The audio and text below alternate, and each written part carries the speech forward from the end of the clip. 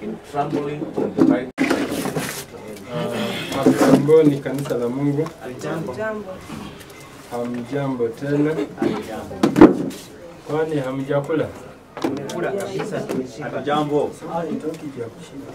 Bwana Yesu asifiwe. Amen. Haya. Tunashukuru na masaa haya tunaenda kwa kitabu cha Danieli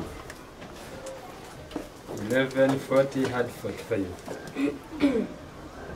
Na vile naona kitu tunasema counterfeit coming of Christ and setting of Sandilo.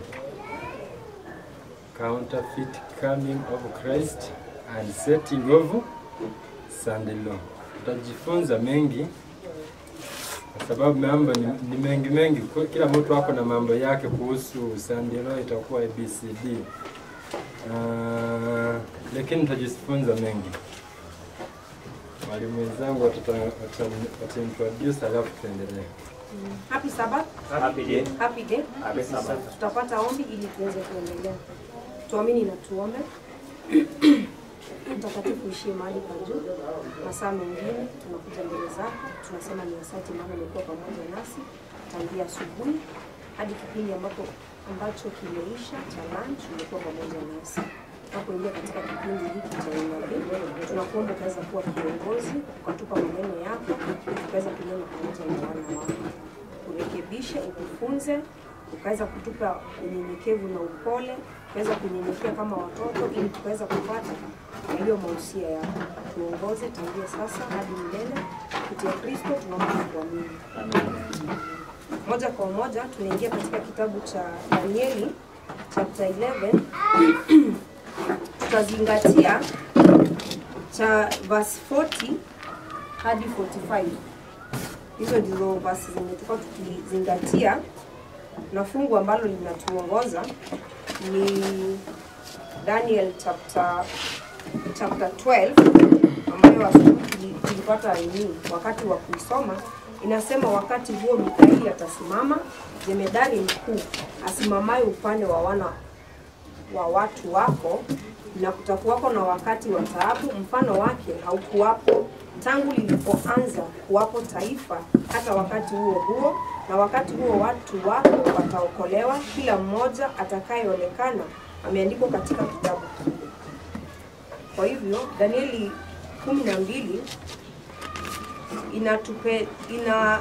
inatuanzisha kutueleza kuna matukio ambayo yanatuma Mikaeli asimame. Na hayo matukio ambayo yanatuma Mikaeli asimame ndio haya yako katika verse 40 ya chapter 11 hadi 45. Maanake tukiwa kama kanisa tumekuwa tukisema ya kwamba saizi hakuna kitu nini ambayo tunangojea Sandelo. Lakini hakuna mtu mwenye anajua aje hapa Sandelo itakuja aje. Ama tukiulizana hapa Sandelo itakuja aje, ni kutakuwa aje, itangazwe, kila mtu sasa akuwe amekubaliana na nini na Sunday worship.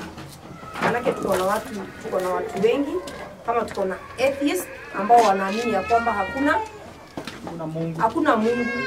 Kwa hivyo tunataka tuone aje ni nini hii ambayo itatuma ulimwengu wote ukuje pamoja na waseme ya kwamba Sunday ndio siku ya nini ya kuabudu. Manake kusema tu Sunday, popa simame hivi atangaze ya kwamba ati Sunday ndio siku ya kuabudu, kweli kabisa tutakuwa tukidanganya. Manake kuna watu wengi, kuna pagan wenye wanaamini miungu mingine, kuna atheist wenye wanaamini kwamba hakuna Mungu. Kwa hivyo hao watu lazima wakuje pamoja, kuna kitu ambayo inafaa iwalete pamoja, ndiposa waseme ya kwamba Sunday is the day of rest. Kwa hivyo tutakapokuwa tukizingatia verses 40 to 45, tutaona ni nini hii ambayo inaleta ulimwengu wote the wonder after the beast.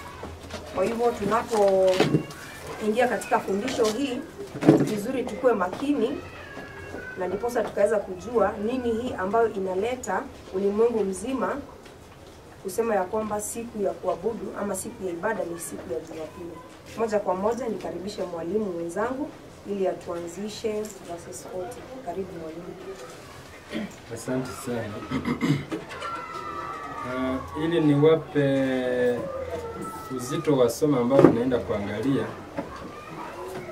Nani yako na great controversy hard copy? Hakuna. Uko nayo hapo? Hapa Na last that Ni pambano kuu. pambano kuu. Ni hiyo lakini ya Kiingereza zitaendeshana vizuri. Okay. Utaenda kwa Great Controversy page 622 paragraph ya kwanza. Boss kunaweza tusomea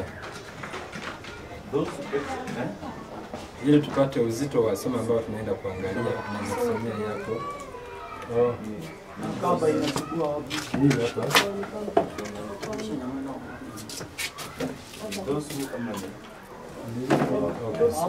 Those who exercise paralytic faith now are in the greatest danger of falling under the pressure of satanic delusions and the decree to compel the conscience.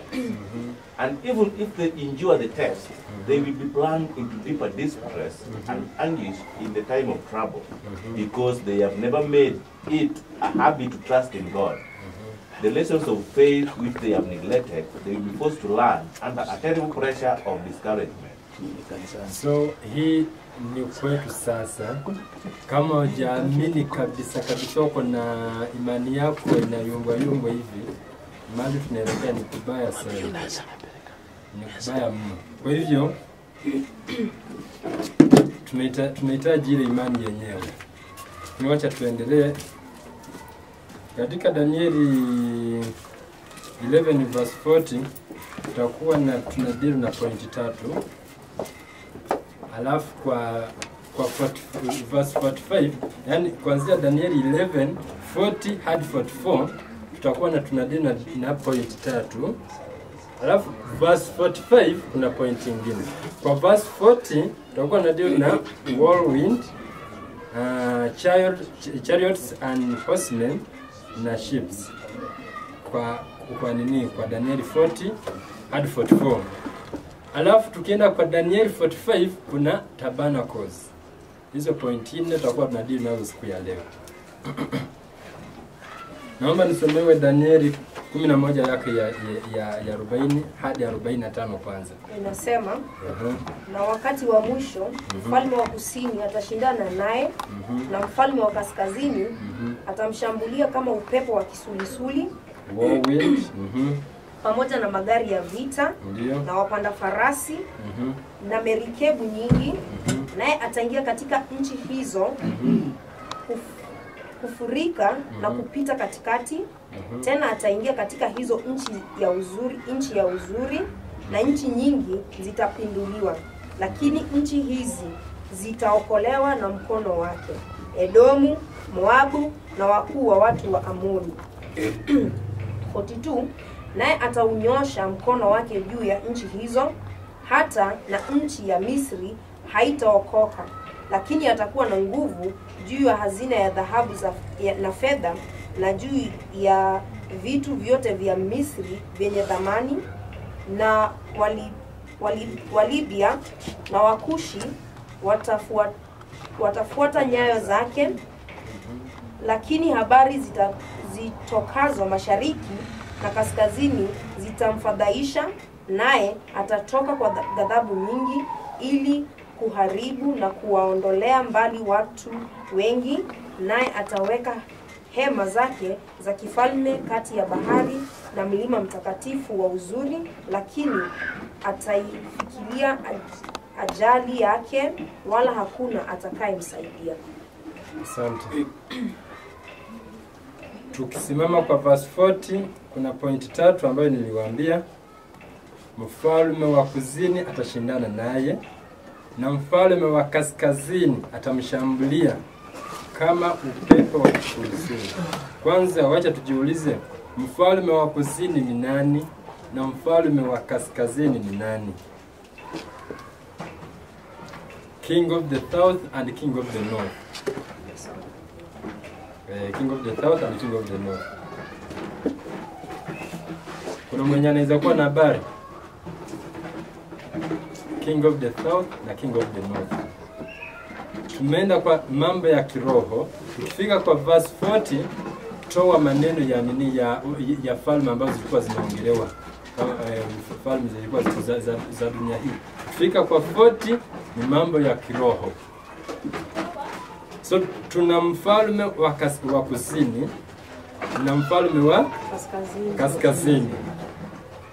Na ukisoma Biblia, mfalme wa King of South ni Misri, Egypt. Na Egypt, Misri imetumika.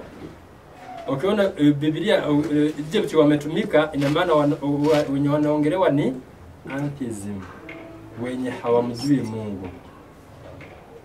Yaani tuseme makafiri, wenye hawamjui Mungu ndio wanarepresentiwa na Egypt, ambao ni King of the South. Sasa tuna King of the North. Naye ni nani? King of the North. Naomba tuingie katika kitabu cha Ezekieli. Hata kinga hapo mnaweza soma.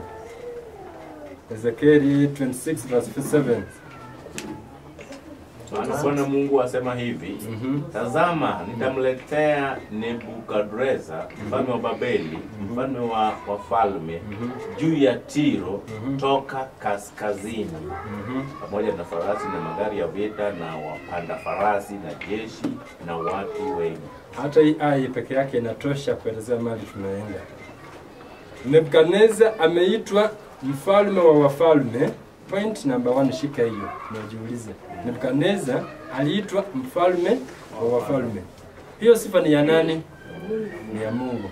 Hapa Nebukadneza kuitwa mfalme wa wafalme kwa sababu ni mfalme wa Babeli. Na tunaenda kuangalia Babeli ya kiroho.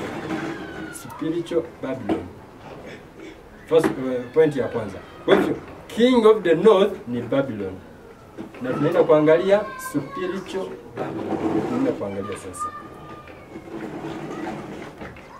Na utamuona atakuwa na pamoja na farasi na magari ya vita na wapanda farasi na jeshi na watu wengi.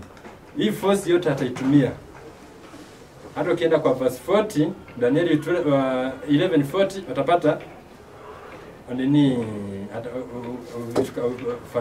farasi, gari za vita, wapanda farasi, jeshi. Lakini wacha tuendelee. Sasa hapa tutakuwa tunaangalia hii ni spiritual Babylon. Na kwa spiritual Babylon tunaenda kuangalia kuna threefold union of spiritual Babylon. Spiritual Babylon ndio. Hizo roho tatu za uchafu hizo hizi threefold union of spiritual Babylon yenye iko kwa Revelation 16:13. Watapata ya kwamba hata hapa inapatikana kwa Danieli 11. Wacha tuendelee vizuri. Ukiona mwenzako anashikwa na usingizi, muamshe, kwa sababu mahali tunaenda ni kila mtu lazima ajue. Hali ambayo kanisa tunaenda sasa ndio hapa mahali hata ukitoa hiyo mambo ya 6 corona itabidi ijibiwe hapo. Itakuwa imeingiana tu. Sasa ni vizuri kusikiza kabisa. Yenye tunapeleka. Hapa sikia na umakini sana. Sasa pointi yetu ya kwanza tumesema tunaenda kuangalia spiritual Babylon. Pointi ya pili yani ni amejiandaa na vita. Ako na farasi za vita na jeshi na wapanda farasi. So amejiandaa. Ako na vita. Hii spiritual Babylon tunaenda kuangalia imejiandaa kivita. Sasa itakuwa inatumia vitu hizo zinasema nini, gari za vita, wapanda hizo zote ina maana gani? First of all, spiritual Babylon. Secondly, it is a military assault. Usiku unatoa haraka tu tunaandika. Mnaandika? Samahani. Na tukienda katika kitabu cha Luke 21 verse 20 utapata wakati tunaongelea abomination of desolation, watapata kuna majeshi. Sasa mmemaliza kuandika hii? Okay. Hebu tusomee hii andiko. Lakini hapo mtakapoona mji wa Yerusalemu umezungukwa na majeshi, ndio ndipo jueni ya kwamba uharibifu wake umekaribia. Kwa hivyo utauzungukwa na majeshi. Kwa hivyo shetani anakuja na jeshi. Shetani anakuja na jeshi. Wacha tuendelee. Ukisoma katika Danieli 11 yake ya 44. Amekuja na jeshi, lakini vita vyake viko kwa watu wangapi? Mara ngapi? Mara mbili. Lakini kwanza kwa atheism. Kwa sababu tumeambiwa aje, tumesoma aje? Hebu rudia verse ya 40 kwanza, rudia verse ya 40, Danieli 11:40. Danieli 11 verse 40 inasema hivi. Na wakati wa mwisho mfalme wa kusini atashindana naye. Ndiyo. Na mfalme wa kaskazini atashambulia. Mfalme wa kaskazini atashambulia wa kusini. Wa kaskazini tumepata ni nani? Babeli. Na wa kusini? Kwa hivyo spiritual Babylon, kitu ya kwanza itapigana na atheism, wala ambao hawamjui Mungu, hawajamjua kabisa.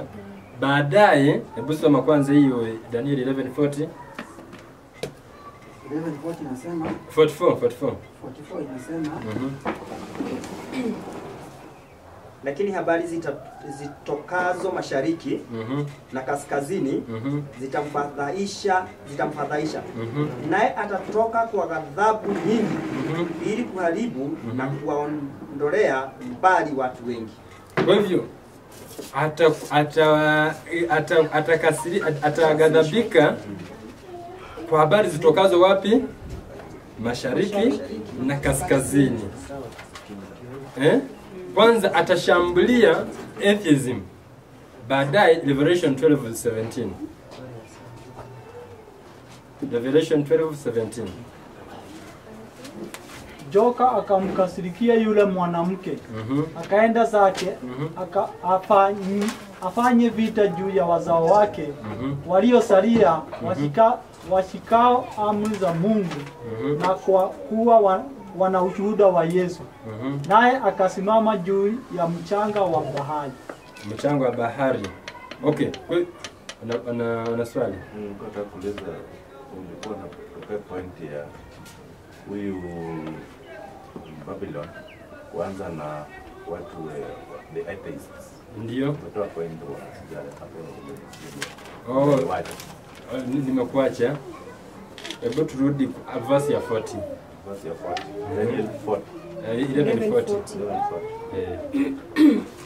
Na wakati wa mwisho mfalme wa kusini atashindana naye, na mfalme wa kaskazini atamshambulia kama mfalme wa kaskazini atakuja amshambulie mfalme wa kusini. Atamshambulia na vitu gani? Unaendelea hapo. Kaskazini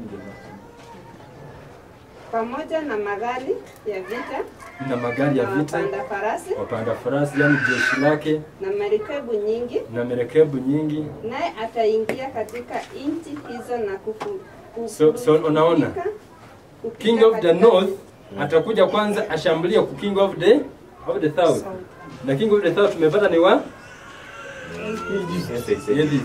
kwa hivyo kwanza vita vyake atakuja kushambulia wale ambao hawajui kama Mungu anakuanga. Ni kama Mungu wako wenye wanaweza kuuliza kwani Mungu aliumba aje? Wakati Mungu aliumba yeye alikuwa wapi? Watu kama hao vita vyake vitakuwa kwa hao, lakini atawapiga aje? Kwa sababu amejiandaa na vita.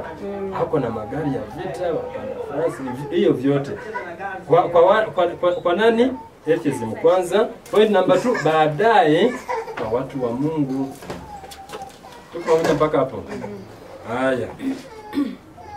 Sasa point yetu ya kwanza hii ya whirlwind ama upepo wa kisulisuli tunapata ni military weapon. Na tukisoma katika Yeremia 4 aya yake ya 13 unaweza kunisomea. Tazama atapanda juu kama mawingu, na magari yake ya vita yatakuwa kama kisulisuli. Farasi zake ni wepesi kuliko tai. Ole wetu kwa sababu tumeharibika.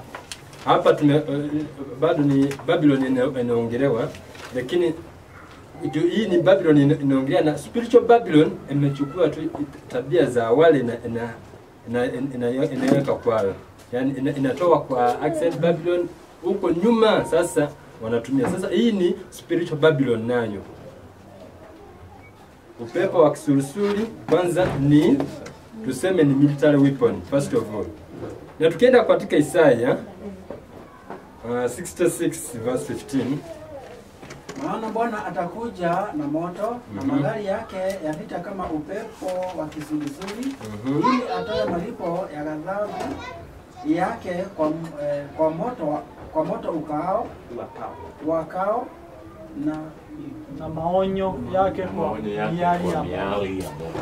Kwa hivyo hapa wanaongea nani atakuja? Bwana. Bwana atakuja kama atakuja na moto na magari yake ya vita kama upepo wa kisulisuli. Kwa hivyo hata unafaa kujiuliza, magari ya vita Mungu atatumia gani? Na upepo wa kisulisuli ni nini? Also ibado iko kwa whirlwind. Ibado ina support ile ya whirlwind. Si kisulisuli ndio whirlwind. Sijui tutumie Kiingereza ndio hii ni sawa, nimekupa. Umenipata. So ibado iko kwa ile statement ya whirlwind. Ndio. Ndio tunatafuta sasa. Sasa hii kwa AI utapata ya kwamba hata shetani naye tumepata ya spiritual Babylon yenye tunaongelea pale, atatumia hizi tu. Bwana atakuja na magari yake ya vita kama upepo wa kisulisuli, like a whirlwind, ili atoe malipo ya ghadhabu yake kwa moto ukao na maonyo yake kwa miali ya moto. Tunapata ya kwamba hata shetani naye anatumia tu hiyo njia hiyo. Sijui kama tuko pamoja. Tunaendelea katika kitabu cha Ezekieli. Ezekieli 1:4, sema kwa Kiingereza. And I looked, and behold, a whirlwind came out of the north. Out of the north. And a great cloud, and a fire enfolding itself, and a brightness was about it, and of the midst thereof, as the color of amber, out of the midst of the fire. So hapa ni Yesu bado. Na hapa atakuja kama like a whirlwind came out. Hapa ni Ezekieli wakati alionyeshwa Ezekieli 1:4. Sasa point ya kwanza like a whirlwind, point ya pili anatoka north. Anatoka wapi? North. Kwa hivyo mfalme wa kaskazini ndio north. Kaskazini ndio north, kaskazini. Kiswahili bado. So tunapata Yesu ndiye anafaa kutoka kaskazini. Lakini hapa tumepata Babeli ya Nebukadnezar, tunaambiwa from the north. Unaona sasa? Kwa hivyo shetani naye atatumia tu hii njia, ndiye anajiita pale mfalme wa king of the north. Kitu ya pili ni like a whirlwind na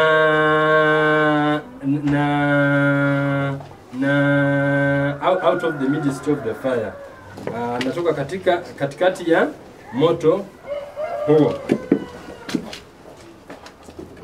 Wanaongezea kabla tuendelee, mahali tunafika hapo. Sawa, tuko tu verses 40, manake verses 40 imebeba mambo mengi. Na kama vile ambavyo tunasoma tunaona ya kwamba the king of the north originally ni Jesus Christ. Lakini jambo ambalo tunaona manake tunajua ya kwamba Mungu anaposema hivi, shetani anatwist tu kidogo, lakini bado anabaki pale.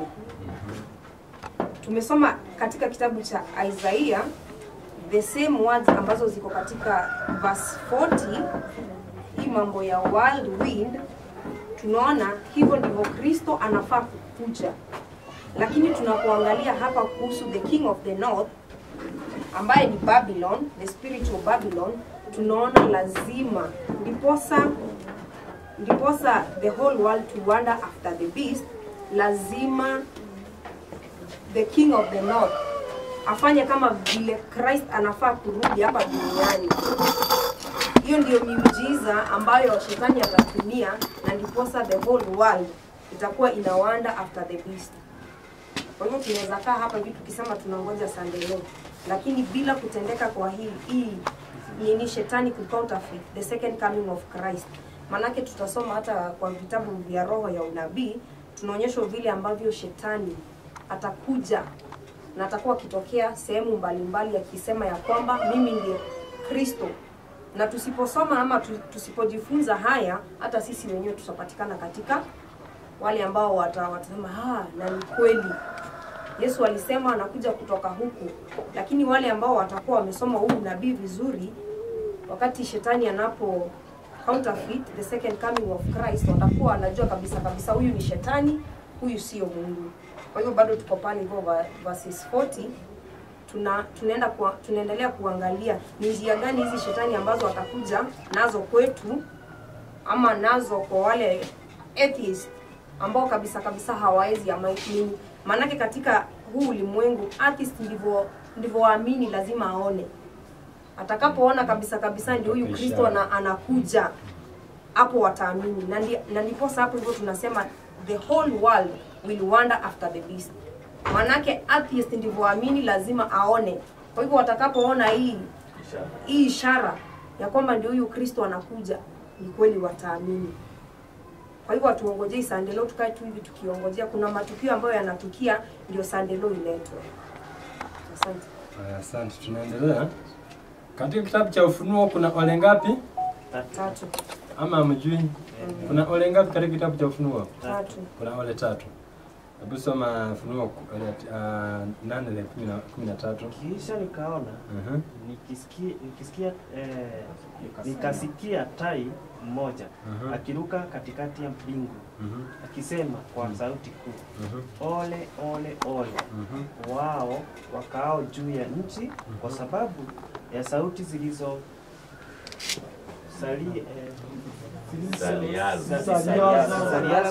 malaika watatu walio tayari kupiga. Kwa hivyo tumeona kuna ole ngapi? 3. Hebu soma kwanza 9:11. 9:12 samani. Ole wa kwanza amekwisha pita. Ole wa kwanza wamekwisha pita. Tasema bado ziko ole 2. Bado ziko ole ngapi? 2. Zinakuja baadaye. 11 ya 14. Ole wa pili amekwisha pita. Ole wa pili umekwisha pita. Tazama ole wa tatu unakuja. Amekuja upesi. Kwa hivyo kuna ole ya kwanza, ya pili, ya tatu. Na ole ya tatu ndio ya mwisho. Nasema nini? Ole ya tatu ndio Mwisho. Ya mwisho. Ufunuo 12:12. Kwa hiyo shangilieni enyi mbingu, nanyi mkao humo, ole wa nchi na bahari, kwa maana yule ibilisi ameshuka kwenu mwenyewe, ghadhabu nyingi, akijua ya kuwa ana wakati mchache tu. Hii ayo unaweza kuiweka mahali, unaweza tumia kwa njia nyingi, lakini hii ni ole ya mwisho. Ole ya mwisho ni ya kusema nini? Ibilisi ameshuka kwetu na ghadhabu nyingi, lakini point yetu akijua ya kuwa ana wakati mchache tu. Yaani Ibilisi wakati anajua wakati wake umesalia, anaongeza ghadhabu yake. Yaani anaongea, anazidi kukasirika, na kasirika utajua amejipanga. Ndio maana nakwambia leo lazima ukae makini, kwa sababu vile shetani amejipanga kwa hii ya mwisho. This is the third blow, ndio tunaenda kuangalia sasa. Amejiandaa aje? Hiyo ole ya pili na ole ya kwanza imeshapita, ole ya pili imekwisha kupita. Kitabu ya maole. Ya? Soma tena. 12:12. Oh. Ile ilikuwa na ole 3. Hapo. Okay.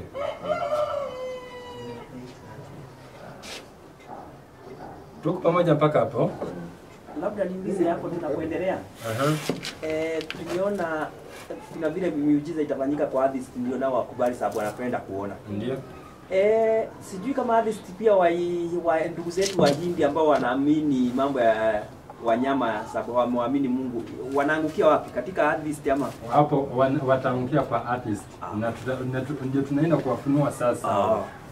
Ni sawa. Yes. Na mimi hapo kwenye nani amekuote hapo? Nani? Dr. Anasema ndio wale waamini, unaona shetani atajigeuza. Amekuwa kitabu cha Ellen G. White. Ndio tunaenda hapo. Oh, ndio tunaenda hapo. Na tunaenda hapo kwa shetani kujigeuza. Unajua kuna kitu nilikuwa najaribu kuangalia hapo. Juu hiyo ndio ajigeuze. Sana leo itakuwa imepitishwa ama itakuwa bado. Hiyo ni mafundisho yetu ya leo. Wewe kaa tu angalia. Hata akili zikiwa tu hapo siende mbali. Kwa hivyo oli ya tatu tumepata ni shetani na ghadhabu. Muda wake ni mchache. Muda wake umesalia ni mchache. Ole kwa kwetu sisi sasa. Hii sasa si ole inakaa ni kama ni ni wa nchi. Nilikuwa naona kama ni watu tunashangilia, kumbe nisiwe wanashangilia ni wajuu. Wale wajuu ni wanashangilia. Ole kwetu sasa. Ole kwa kwetu. Sasa tunaenda kwa hii ya tatu sasa. Great controversy. Page 623 paragraph 2. Naomba nisomee na kama inaonekana vizuri. The Apostle John in vision had a loud voice in heaven exclaiming, "Who to the inhabitants of the earth and of the sea? For the devil is come down unto you, having great wrath, because he knoweth that he hath but a short time. Fearful are the sins which call forth this exclamation from the heavenly voice." Fearfully. Fearful are the sins which call forth this exclamation from the heavenly voice. The wrath of Satan increases as his time grows short. The wrath of Satan increases as his time grows short. And his work of deceit and destruction will reach its culmination in the time of trouble. Kwa hivyo anaongeza ghadhabu yake inaongezeka wakati upi? Muda unapokuwa mfupi. Na sisi ambao tuko katika nyakati za mwisho tuko na tabu sana. Kwa sababu gani? Wakati wake wa shetani unakaribia kufupishwa. Unakaribia kuisha. Sasa wakati unakaribia kuisha ndio hata yeye anaongeza sasa. Anakasirika zaidi, anajiandaa zaidi. Ndio maana tunaenda sasa leo. Hii ni paragraph nyingine unaweza soma hapo. As the crowning act in the great drama of deception, Satan himself will personate Christ. Satan himself will personate Christ. Will personate Christ. Acha tuendelee. It is the lying wonders of yes, personate si kujifananisha, atasema mimi ndio Kristo. Ndio Kristo mimi sasa. Sasa already ameshasema hata sasa anasema hivyo. Wacha tusome leo. Haya tuendelee. The lying wonders of the devil that will make the world captive. It is the lying wonders of the devil that will take the world captive. Madanganyo ya shetani watu wote wa dunia mzima watakuwa into captive ya shetani, ameshawachukua mateka sasa. And he will cause fire to come down from heaven in the sight of men. Moto utashuka kutoka wapi? Shetani atafanya hiyo. Hebu endelea. He is to work miracles. Atakuwa anafanya nini? And this wonderful miracle working power is to sweep in the whole world. Unaona? Watu wote watabebwa na miujiza yake. Including watakatifu. Wote kama akina Maria. Haya. Wacha hebu soma hapo. Through spiritualism, Satan appears as a benefactor of the race, healing the diseases of the people. Atakuwa anafanya nini? And professing to present a new and more exalted system of religious faith. Unaona sasa? But at the same time, he works as a destroyer. Ndio, wacha twende hapa kwa barua ya Paulo. Hebu soma. In Paul's second episode to the Thessalonians, he exhorts to be on guard and not depart from the faith. He speaks of Christ coming as an event to immediately follow the work of Satan in spiritualism in these words. Even him whose coming is after the working of Satan with all power and sign and lying wonders, and with all deceivableness of unrighteousness in them that perish, because they receive not the love of the truth. So katika barua ya Paulo anasema ya kwamba Kristo anakuja, atarudi immediately after the work of Satan, kujionyesha kana kwamba yeye ndio Kristo anataka kuabudiwa. Situende hapo kwa kitabu cha Wathesalonike, Wathesalonike wa pili 2:3.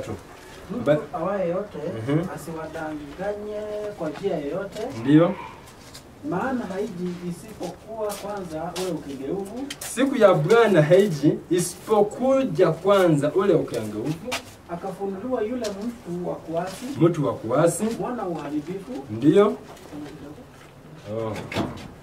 Yule mpingamizi ajinoe nafsi yake juu ya kila kiitwacho Mungu ama kuabudiwa. Ndio. Hata yeye mwenyewe uketi katika hekalu la Mungu akijionyesha nafsi yake kana kwamba yeye ndiye Mungu. Tunatumia sana yeye kwa purpose.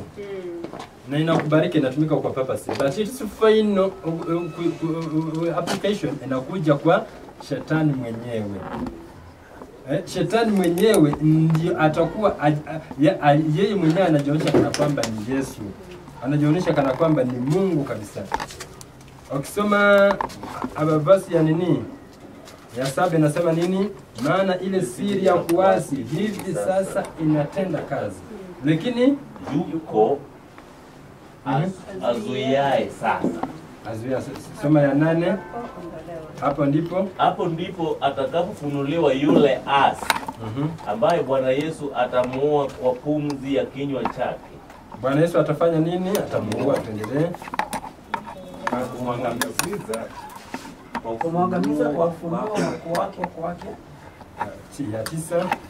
Yule ambaye kuja kwake ni kwa mfano wa kutenda kwake shetani kwa uwezo wote na ishara na ajabu za uongo. Ndio. Lakini point yangu iko katika verse 7 ambaye inasema maana ile siri ya kuasi hivi sasa inatenda kazi. Paulo anasema inafanya nini? Inatenda kazi. Lakini yuko afanya nini? Hata atakapofanya nini? Nani huyu? Asante. Nani atakapoondolewa kwanza? King of Thoughts atakapoondolewa sasa ndiye atajinua kwa kila kitu. Sijui kama tumepatana vizuri. Kwa hivyo tunaona ni baina kati ya Mungu na Shetani. Ndio. Ni vita ya kati ya Mungu na Shetani. Ndio tunaona ya kwamba from 40 to 44 tunaongelea our king of south and the king of north. Counterfeit coming na tafsiri wazi kwa Kiswahili ni kujilinganisha na ujao wa pili wa Yesu. Kwa hivyo shetani anajilinganisha ni kuja kwa Yesu badia.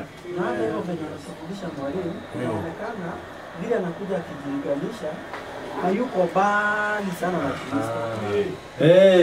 Hayuko mbali na tunaenda tutazidi kusoma hapa, maandiko yako hapa yamejaa. Yaani hata nyinyi wenye wako kanisani ni vigumu. Ndio maana nimetangulia na Great Conference ambaye nasema watu ambao wako na imani ndogo itakuwa vigumu kwao kuelewa. Au lazima watatoka, au watu wenye wako na imani wanaimba hivyo. Itakuwa vigumu kwao wakati wa mkuu. Kama sasa kuna watu walitoka kwa Adventista na wakafuata kwa Kristo. Sasa kitu ya kwanza, king of the south to be taken out kwanza. Your first point. So nani anazuia? Kuna lakini yuko azuiaye sasa. Au umeuliza nani huyu anazuia? Yesu Kristo. Eh?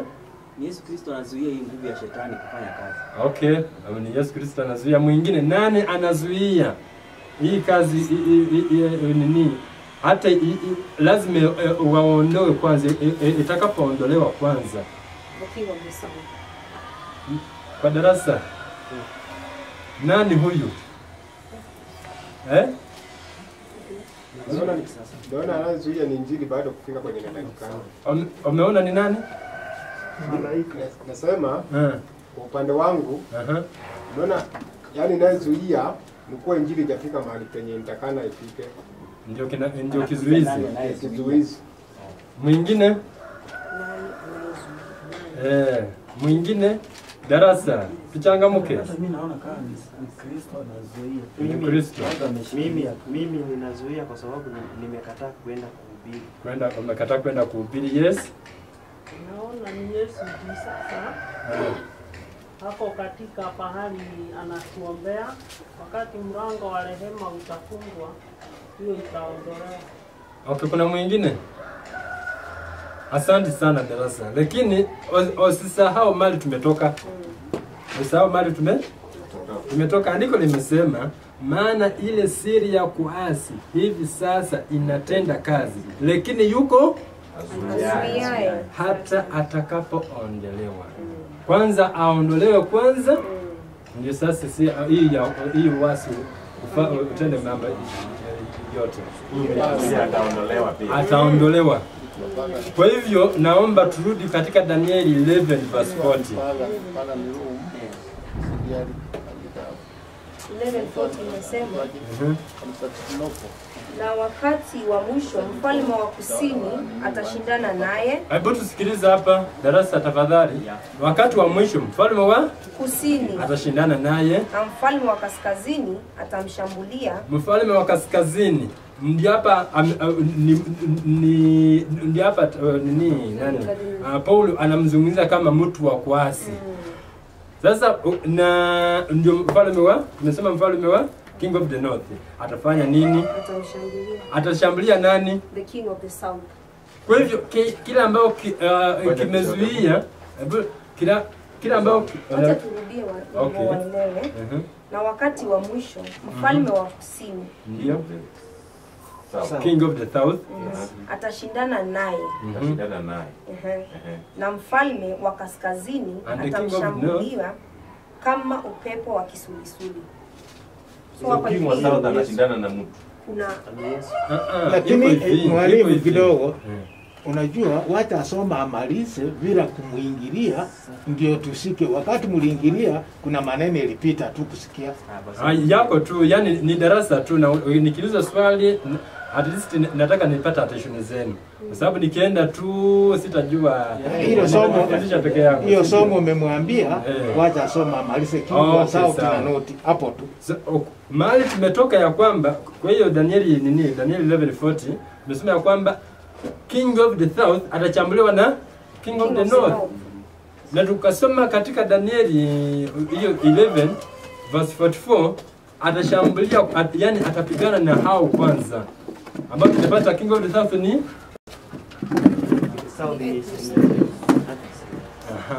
Kwa hivyo kile ambao kimezuia sasa ni nani?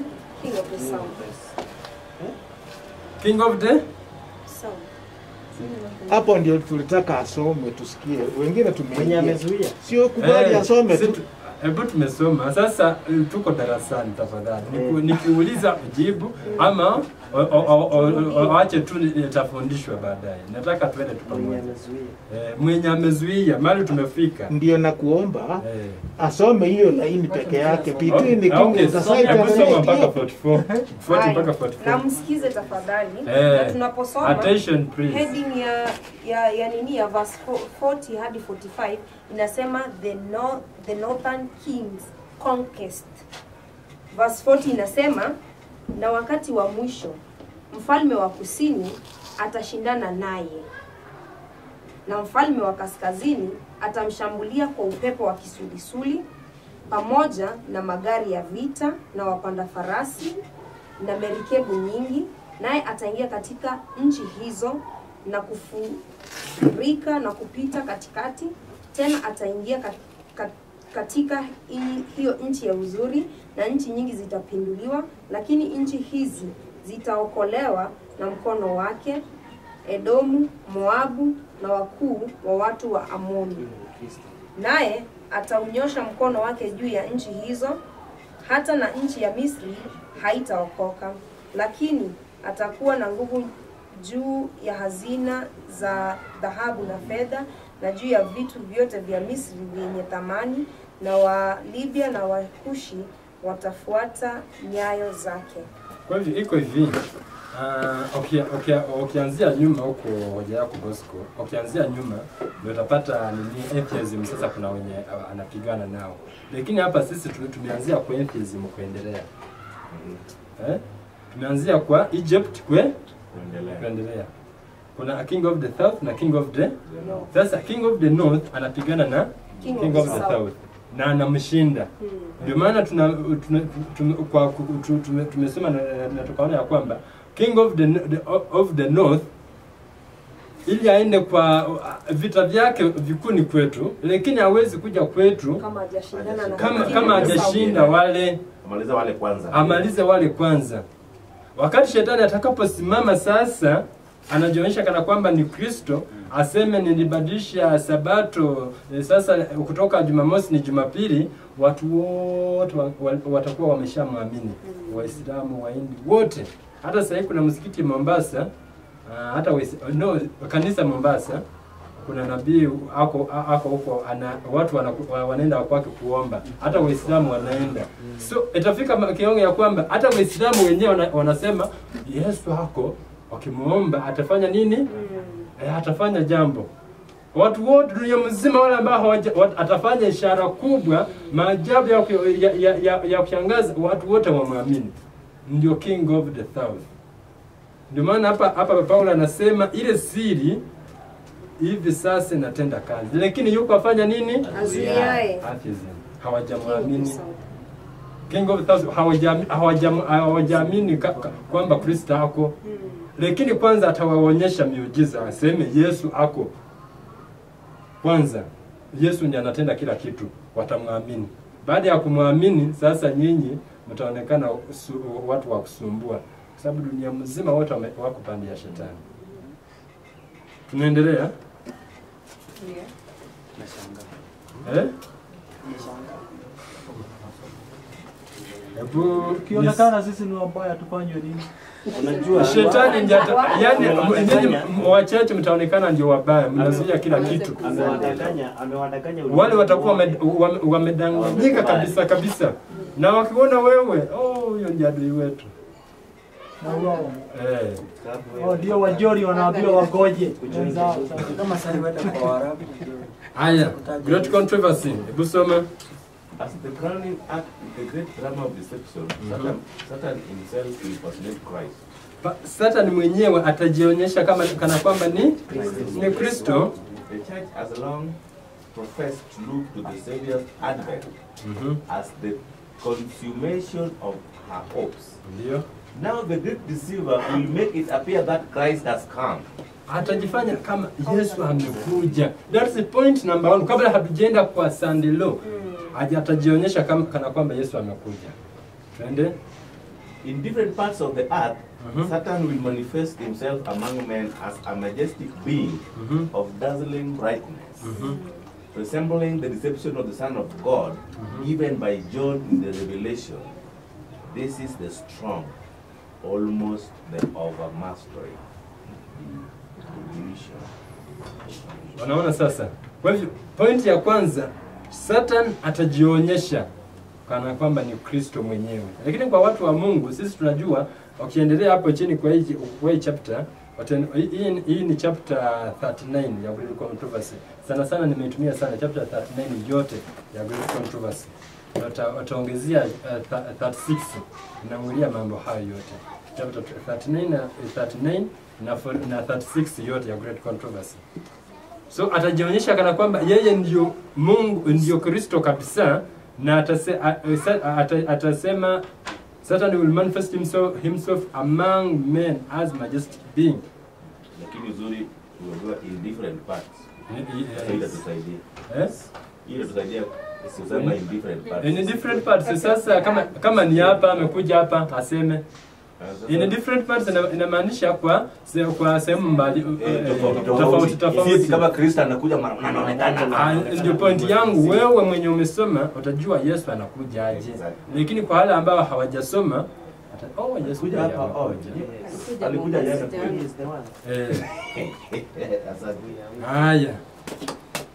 You know that Satan will come, that is the Revelation 13:13-14.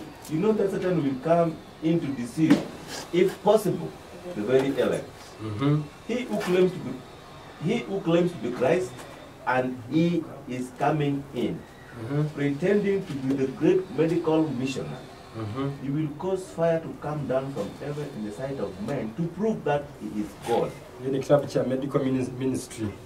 So utapata kwamba kuja kwake atakuja analeta, yani anafanya magonjwa ya watu, miujiza, kuleta moto kutoka mbinguni na mambo kama hayo.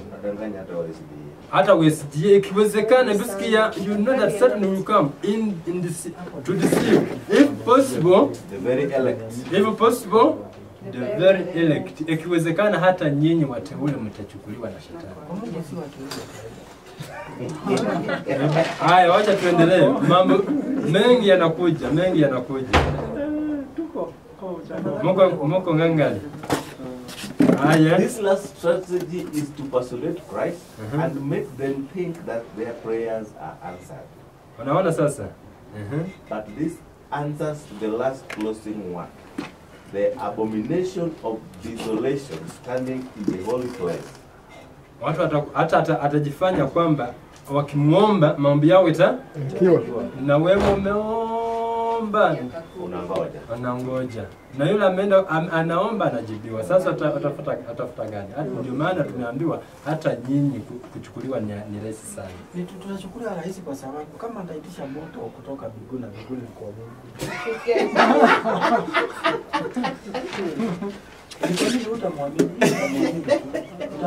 Sasa wewe unatakana kufanya nini?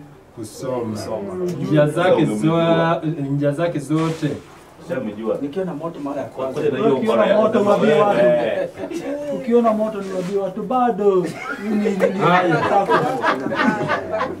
Tumeenda katika kitabu cha Mathayo 24. Mathayo 20 inasema hivi: kwa kuwa wakati huo kutakuwapo dhiki kubwa ambayo haijatokea namna yake tangu mwanzo wa ulimwengu hata sasa, wala haitakuwapo kamwe.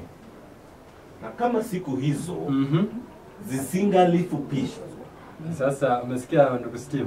Kama siku hizo zisingefupishwa, hebu maliza. Asingeokoka mtu yeyote. Hangeokoka mtu. Lakini kwa ajili ya wateule zitafupishwa siku hizo.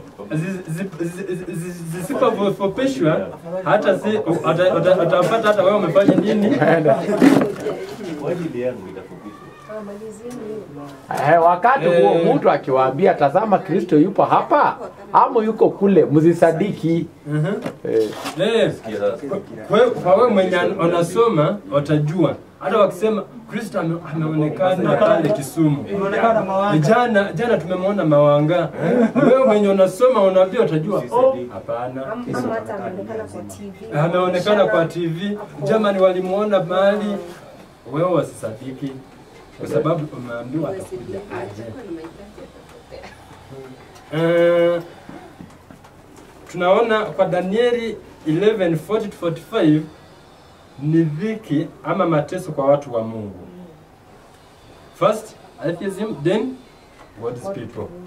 Then Danieli 12:1-2, sasa Yesu anasimama, Mikaia anasimama. Unasema Danieli 12:1-2.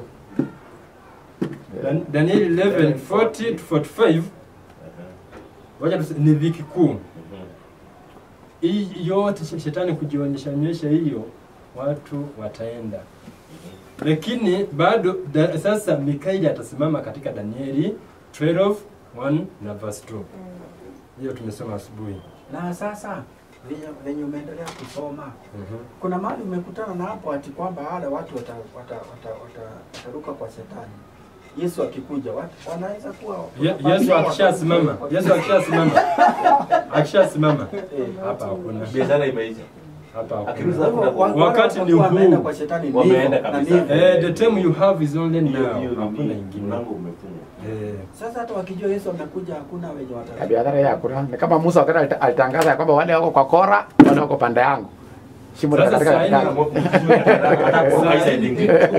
tuwahubirie, wakikataa ndio watajua hawajui, wakikubali ndio wataokoka. Full stop. Sasa pointi yangu ni hii. Miracles lead to image of the beast. Sijui kama ni miujiza ndiyo itasababisha Sunday uwekwe image of the beast kusimama. Miujiza kwanza, then image of the beast. Hata Sunday kusimama hatutajua, watu wengi watajua. Si miujiza inatangulia, angalia. Miujiza inatangulia. Tunasema watu wengi kwa sababu wako kwa hiyo system. Wameshalevya na yeye. Wao ni kama wanasema sasa tuliwaambia. Miujiza yote, makanisa yote ya miujiza ya Sunday. Sasa watatoa aje Muislamu ameenda pale kwa ward kwa sababu ward anamuombea anapona. Alafu ameleta hapa mwenye maombi yajibiwi. Wanasema hamna roho. Kuonyesha watu imeanza, si atu imeanza tayari. Watu wanapona hapa sasa. Tuko kwa miujiza sasa. Na Paulo amesema kuna kizuizi imewekwa. Kuna kizuizi. Miujiza hii sasa ndio kizuizi. Miujiza tendeke, watu wote kamwamini. Na watamwamini kama Kristo wa kweli, hawatamwamini kama wa uongo. Watamwamini kama Kristo wa kweli, ndio huyo Yesu. Sasa miracles leads to the image of the beast. Ndio point yoshike hiyo. Mtu amejipanga na kuambia. Shetani amekuwa na Mungu, wewe unacheza. Shetani hata ukisoma 11 anasema hivyo. Endelea. Baba sikusomeka. The Lord has shown me clearly that the image of the beast will be formed before probation closes. So hapa napata nini? Before the probation closes. The beast and the eunuch. For it is the greatest test for the people of God by which their eternal destiny will be decided. Hapa sasa. This subject is plainly presented. This is the test that the people of God must have before they are sealed. What need will there be of the solemn warning not to receive the mark of the beast when all saints of God are sealed and take for the new Jerusalem? Tuko pamoja mpaka hapo. So, hii whirlwind ama upepo wa kisusuo yenye tunasoma kwa Danieli 11:40 ni counterfeit coming of Christ, yani kuja kwa Yesu kwa udanganyifu. Sijui kama Kiswahili iko sawa hivi. Hiyo.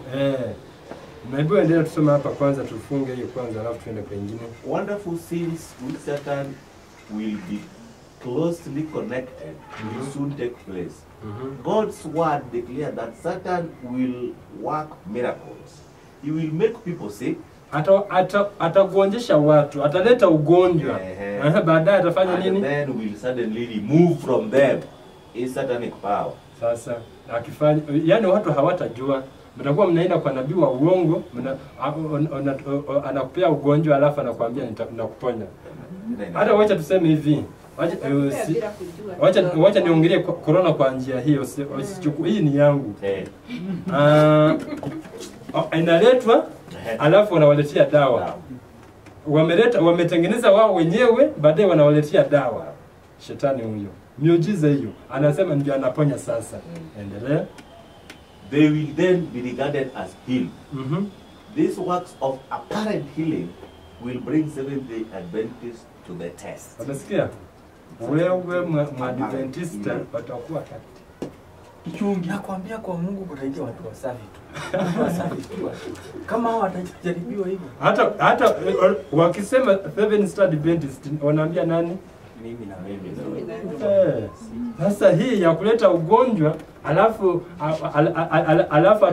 awaponye watu sasa nitaletewa ugonjwa nikimbie pale kwa Kemangi. Atuponye. Sasa mimi nitabaki kwa tunabaki huko tu. Ukibaki hivyo hiyo ni kichungi. It's so high. Wewe wapi ile? Wewe wapi ile? Haya, wacha tuseme point ya mwisho.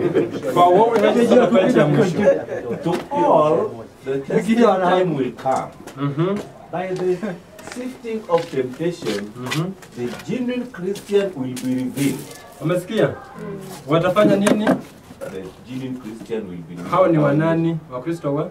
Genuine. Watafanya nini? Wataonekana. And the people of God now so firmly established upon His word that they will not yield to the evidence of their sin. Would they in such a crisis cling to the Bible and the Bible only? Ndio, umesikia? Watu wa Mungu watakuwa wana Biblia na Biblia hapo Kwa sababu gani? Hata mtu akifanya miujiza afanye, lakini Biblia imesemaje? Waende sawa sawa na neno la Mungu. Wakiwa wasemi sawa sawa, mtu wa Mungu utajua. Hebu endelea na nekoti yetu. Satan will, if possible, prevent them from obtaining a preparation to stand in that day. Satan will continue to act a double part, appearing to be the dispenser of great blessings and divine truth. Umeona, atakuwa anaonekana ndio hapo na mibaraka na divine truth yote yako nayo. You will, by his lying wonders, hold the world under his control. Dunia mzima itakuwa katika mikononi mwake. And at the same time, he will indulge in malignity by causing distress and destruction, and will accuse God's people as the cause of the fearful convulsions of nature, and the strife and bloodshed among men which are desolating the earth. Sasa akishaungana na watu wa dunia, sasa nyinyi mtakuwa mnachukiwa. Mnabaki peke yenu. Kutupiga ni rahisi. Kuwapiga ni rahisi. Sasa kenye kimezuia ni nini? King of the South. King of the South. King of the South. Sijui kama umepata hiyo. Ndio hiyo. Kwa point kama umati bado ni kubwa. So lazima achukue hao wenye waelewi inside gari tu waingie. Wakishaingia kwake biashara na kuingia wataingia wakijua huyu ni Yesu mwenyewe. Anafanya miujiza, anapona, anafanya undecided people. Yote. Waislamu waindi wote hawatakuwa. Undecided people. Huyo mzee atafanya vile alifanya tu. Sasa pointi ya kwanza tumesema tuko na point 4. Wowin counterfeit coming of Christ. Yesu atajionyesha yani kwa njia ya Kristo yenyewe ndiye atakuja hivi. Atadanganya watu wengi. Sasa tunafaa kujiuliza chariots and horsemen. Point ya pili hizi marekebu. Na point ya 4 tabernacles. Tutaifanya ni wewe. Tumefanya. Shetani kujionyesha kama na kwamba ni Kristo amekuja. Ama the counterfeit coming of Christ. Ngoja. Hiyo kitabu umesoma hapo mbele hivi kitabu gani? Hii. Okay, andika kwa vitabu vya NG White book code 4SP. Book code. Hata ukisearch tu ukiwa hapa na simu unaweza kusearch. Haya. Anaandika bado. Hii ni page 443 paragraph 2 mpaka page 444 mpaka paragraph ya kwanza. Unaona jamaa vile amejiandaa. Sasa hapa naomba kama kuna point yamebaki kwa whirlwind ndio twende kwa chariots and horsemen. Kama kuna point imebaki. Kuna manake tumesoma nini? Tumeangalia na tumeona ya kwamba ni kweli shetani ana counterfeit the second coming of Christ. Manake tuliposoma katika kitabu cha Isaia tunaona vile ambavyo tuna verse 40 ambavyo inaeleza the same way Christ anafaa kukuja. Kwa hivyo tunaona ni shetani kabisa anachukua hiyo nafasi ya Yesu ya kurudi, na wao ni kwetu ambao hatutakuwa tumefanya nini, tumesoma na kuelewa ya kwamba shetani atakuja the same way ambayo shetani anakuja. Shetani nimejichanganya. Poleni, nimesema hii mambo ya whirlwind ambayo tunapata verses 40 inatuonyesha vile ambavyo shetani atakuja kuwadanganya watu, na anatumia hii njia maanake anajua Kristo anakuja the same way. So tutakapoona hivi tujue ya kwamba sio Kristo, ni nani? Ni shetani. Maanake hii inakuja before Sunday Law. Hii ndio inaleta Sunday Law. Maanake atheist ndivyoamini lazima aone. Kwa hivyo atakapoona hivi anajua ya kwamba kuna kitu kingine nimesema ataleta magonjwa alafu yani si kuwaponya, he will remove his satanic power from them. Atakuwa anatoa tu, yani magonjwa ni yeye kaleta. Magonjwa kwanza ni shetani mwenyewe kaleta, baadaye anatoa tu nguvu zake, unapona. Unajua hata nilipoenda huko jela huko waliniuliza kama nimedungwa, wakaniambia maneno itaenda kuwa gumu kiserikali, haitawezekana. Kwa hivyo niende nifanye nini? Ati nidungwe. Nikawapia mimi nitakuwa siku afisa nilikuwa na niliwaambia mimi nitakuwa wa mwisho. Kudungwa. Nitakuwa wa mwisho. So point yetu vile tumepata ya kwamba kuna yule ambaye amemzuia hiyo sahau. Unapofundisha nini Sunday Law itawekwa ABCD, because mimi tangu niingie kanisani nasikia na limeongewa kwa muda mrefu, lakini linakuja aje unapotamka tu maneno, aje nikwambie we lose credibilities.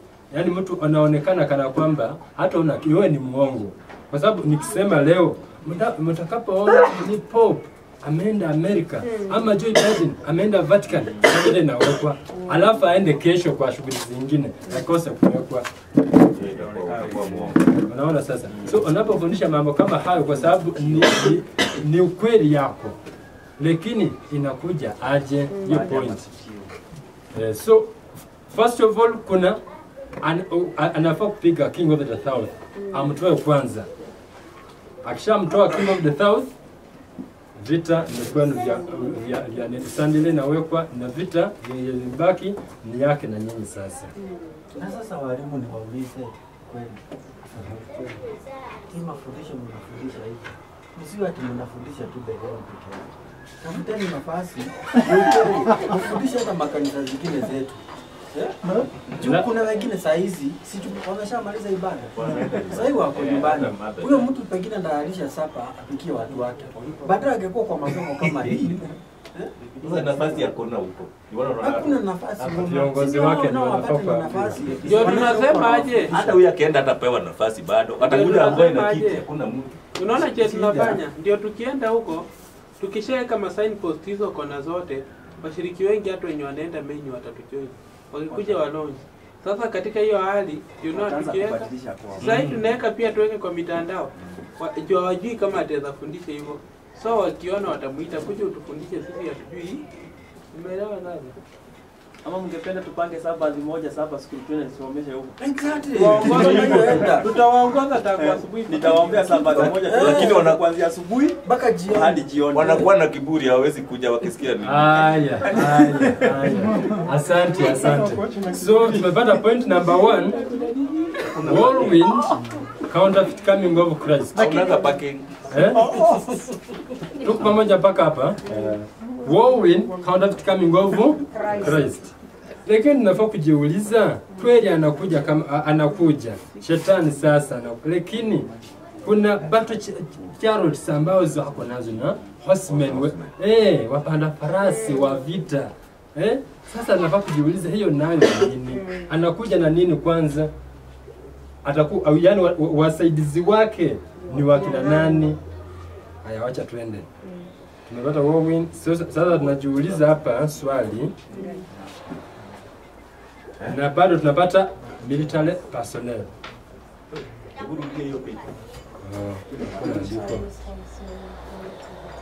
Ndio tunaenda hapa sasa. Kwa sababu kuna wapanda farasi, kuna nini yote hiyo kwa sasa unafaa kujiuliza, who are the warriors on these chariots? Ni wa nani hawa? Jeshi lake ni wa kina nani hawa? Kwanza wacha tuende kwa sababu tumesema ya kwamba ana counterfeit. Sasa acha tuende kwa Zaburi. Tuulize Mungu naye. Tuanze na Mungu alafu tuende kwa shetani. Hebu soma. Magari ya Mungu 20,000, maelfu, Bwana yumo kati yao kama katika Sinai, katika patakatifu. Magari ya Mungu. Ya Mungu. Magari ya Mungu ni nini?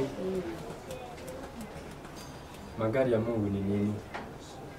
Haya, wacha tuendelee. Na majeshi yaliyo mbinguni wakamfuata. Wakamfuata nani? Hapa wanaongelewa nani? Tuko kwa Ufunuo. Hapa ni Yesu, si ndio? Hapa ni Kristo. Ndio, Lakini majeshi ya mbinguni watafanya nini? Watamfuata. Kwa hivyo kuna majeshi. Unaona? Kuna majeshi na kuna magari ya vita. Kuna jeshi na gari za vita. Sasa tunaenda kuziangalia. Wacha tuingie katika nini, katika great controversy. Hapa bado tuko kwa chapter 39. Tumeingia kwa chariots and horsemen. Tumetoka. Sasa si tulikuwa na unajua kwa horsemen ulisema tunaona ya Mungu, alafu shetani anakuja ku counterfeit ya Mungu. Umetupea shetani counterfeit ya Mungu. Ya Mungu hatujaona ni gani, lakini wacha tuende kwa roho ya unabii ndio tutajua sasa. Hata Mungu kwa sababu haya. The people prostrate themselves in adoration before him, while he lift up his hands and pronounce a blessing upon them. Shetani as Christ blessed his Unaona sasa, as Christ blessed his disciples when he was upon the earth. Atakuwa anabariki watu kama vile Kristo alikuwa anafanya nini? Alibariki wanafunzi wake. Shetani huyo. His voice is soft and subdued, yet full of melody.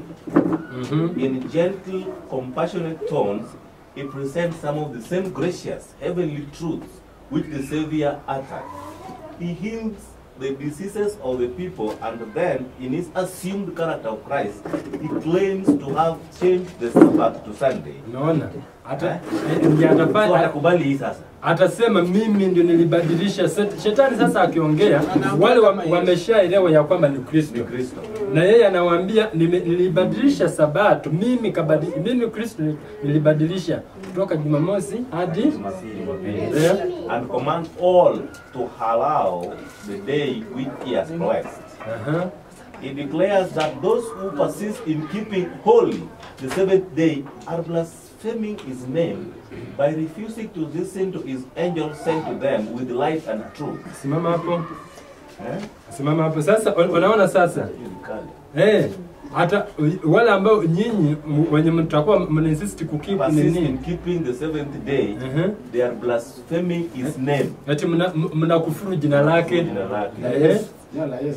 Shetani anasema mnakufuru, anajifanya ni Yesu, mnakufuru jina la Yesu.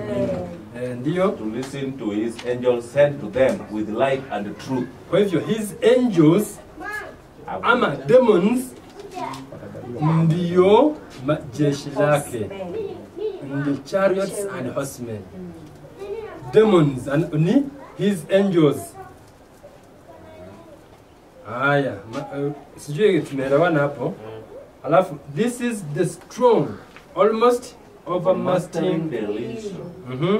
Like the Samaritans who were deceived by Simon Magus. The multitudes from the least to the greatest give heed to those sorceries, saying, this is the great power of God. Anaona sasa. So, point yetu, his angels ama demons ndio wapanda farasi, ndio wapanda farasi wake ama jeshi lake, ndio the chariots and horsemen. Point ya pili. Sasa hapa atajionyesha, atasema mimi nilibadilisha from Saturday to Sunday. Nyinyi mnakufuru mimi ni Yesu na nyinyi mnanikufuru. Na dunia mzima wataona kweli hawa hawapendi ukweli. Kwa sababu kama Yesu alibadilisha sabato, nyinyi mnashika ya nini? Ndio utasikia wameenda kwa barabara kabisa. Hata wasidi wengine watachangaa. Yesu alibadilisha. So umesikia? Atadanganya hata wateule. Ndio tunaambiwa wasioandikwa kwa kitabu cha uzima wanashangaa wamuonapo hiyo mnyama. Sasa wewe kama ujui utajua utaandikwa, utajua hii. Sasa itabidi ushangae. The miracle working power manifested through spiritualism will exert its influence against those who choose to obey God rather than men.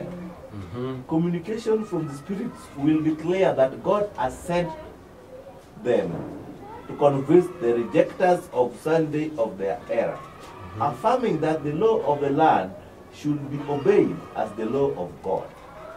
They will lament the great wickedness in the world and second the testimony of religious teachers that the degraded state of moral is caused by the discretion of Sunday. Great will be the nation excited against all who refuse to accept their testimony. So unaona, kitakusaidia wewe ni kusoma, kwa sababu watajua mbinu zake zote. Na utakuwa na insist kwa Biblia na Mungu anasema nini. Si watu, hata mkibaki wachache Mungu anasema nini, sio watu. Kwa sababu mahali tunaenda hata kanisani watabebwa. Hapo ndipo utaona wale ambao walikuwa wanakuja tu watakuwa na miracles za shetani akisaidiwa na horsemen wake ambao ni demons. Our false prophet. Sana tumia abusome statement alafu fallen angels upon earth form confederation with evil men. Point yake inaingia. Endelea. In this age, Antichrist will appear as the true Christ, and then the law of God will be fully made void in the nations of our world. Rebellion against God's holy point yangu ya kwanza ingine ambayo iko hapa hii kwa statement ya pili, in this age Antichrist will appear as the true Christ. First, atapia kama true Christ, and then the law of God. Which law? Sunday, Sabbath. Will be made void. So after kujionyesha kana kwamba ni Kristo, ndio sasa nini wanaingilia anatoa Saturday kabisa. Na hata ukisikia leo wakisema hii fulani imetangazwa ya kwamba sasa sisi tutakuwa naabudu nini Saturday peke yake, I mean Sunday, hakuna Saturday. Wasiseme sasa Sunday leo imewekwa. Sunday leo tunajua lazima itangazwe worldwide. Na inaanzia wapi? Amerika. Inaanzia Amerika. So after kwa shetani kujionyesha, after the counterfeit, then the law of God will be fully made void in the nations of our world. Rebellion against God's holy law will be fully right. But the true leader of all this rebellion is Satan, clothed as an angel of light. Yani ni yeye lakini angel of the light. Amejivika. Men will be deceived and will exalt him to the place of God and deity him. But omnipotence will interpose, and to the apostate churches that unite in the exaltation of Satan, the sentence will go forth. Therefore shall a plague come in one day, death and mourning and famine, and she shall be utterly burned with fire. For strong is the Lord God who judges her. Unaona jamaa vile amejiandaa, si kidogo. Amejiandaa kwa sababu hii anajua hii ndio ya mwisho. Hii ni ya mwisho kabisa, na wakati wake karibia ni mfupi na karibia kuisha. Sasa anajua hii ya mwisho, anafaa kuongeza jia sasa.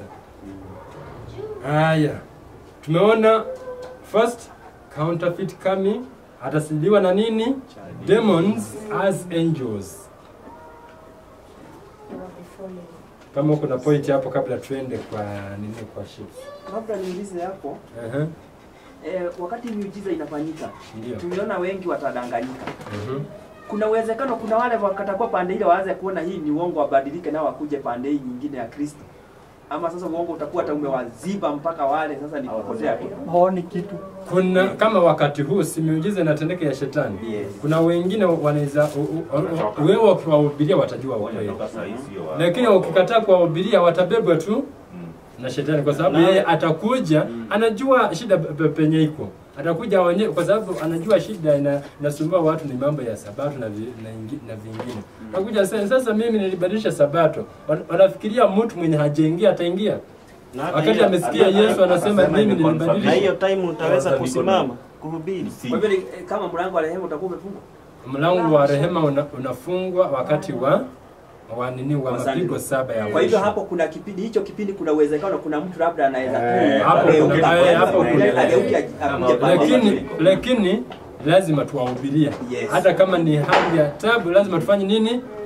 Tukikataa kuhubiri shetani atahubiri. Ndio sababu nasema ya kwamba ujumbe unapoendelea saa hii kuna mtu ataona ya kwamba ni kweli hawa walikuwa na wageuke wapige pande. Kuna wengine watakuwa hapa ni vuguvugu watatoka tu. Unajua kidogo nikumbushe nyuma kidogo.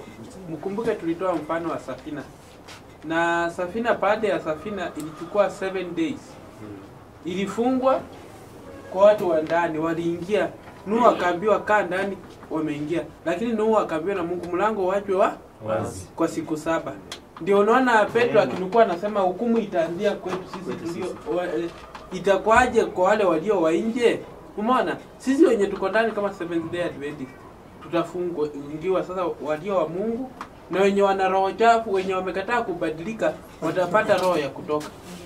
Wakishatoka waende huko, bado wa nje mwenye katika hiyo hali, maana Kristo akitoka tu si anatoka most holy place.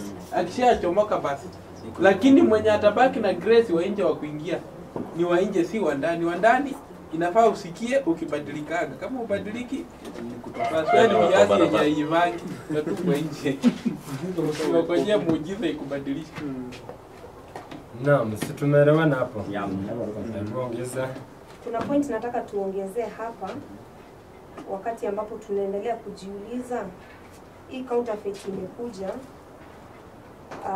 Kuna watu wengine, kwa sababu wakati huu ndio kunakuwa na shaking hapa ndani sasa. Na verse 41 inasema tena ataingia katika hiyo nchi ya uzuri. After kupiga king of the house, sasa anaingia katika nchi ya uzuri. So nchi ya uzuri ni wapi? Ni hapa. Kwa Adventista. Nini ndani ya kanisa. Na nchi nyingi zitapinduliwa, lakini nchi hizi zitaokolewa na mkono wake. Edomu, Moabu na wakuu wa watu wa Amoni. Kuna wale watu ambao tumekuwa tukihubiria huko nje. Wako na ujumbe kabisa. Watakapoona these lying wonders ya shetani, tutasema na kweli. Na tumewahubiria, ndio consequence ya kwanza, lazima tumewahubiria. Tumewahubiria lakini hawajawahi make decision. So hii wakati counterfeit inapoendelea watasema na kweli hii mambo tulisikia, kwa hivyo ni ukweli. Kwa hivyo hawa ndio wanaokolewa, na ndio sisi tunapokuwa shaken, wenye wanakuwa shaken out.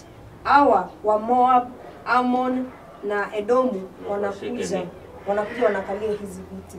Zile viti ambazo wale ambao wamekuwa shaken out wanakuja nao wanakalia hizi viti. Tumeelewa na hapo. Tena mwanza kuitika. Hamza diabe safiri inapitwa na changanya. Kwa hivyo kwa njia nyingine leo tunasoma mbinu za shetani zenye atakuwa anatumia wakati wa mwisho. Hata njia zake zote ndio tunazijua leo. Lakini kama hujasoma hizi vitu, hata tujaribu kusema mtu kuachana na hizo miujiza ya shetani ni ngumu sana. Ngumu kama hujasoma hivi. Lazima wapewe ukweli. Unajua hapa kuna jambo moja. Ukiuliza watu wakuje wakae ndani ya kanisa la Mungu wapate mafundisho, watu wanaerefuka. Wanapeleka ujumbe. Wale kuna evangelist kama kina Ndazi hawezi waambia watu ujumbe hii kwa ndani. Kwa sababu wale ni wakuokota wale wakuje. Wakishakuja hapo wapate walimu. Wawafundie sasa waweke kwa tayari ili wajue kukabiliana na hii kikundi cha shetani. Ndio mimi nasema kila wakati tukeni kuhubiri kutoka juu yake. Tuhubiri jiji kabisa watu wanajua hii. Ndio mnaona katika kanisa la Mungu kila mtu amepewa sehemu yake. Utaweza kosa kuenda venye Dasha anaenda lakini Mungu amekupea ndani. Kuna mwingine ako ndani Mungu amempea kwingine. So hapa tu ndani ndio unasikia kanisa inaitwa as a body. Is a body of Christ. Hii body mkono mmoja ikiwa Dasha, ingine ni wewe, ingine ni pastor fulani, ingine hivyo. Sasa mwingine mwinjilisi mwenye anahubiri nyumba kwa nyumba hivyo.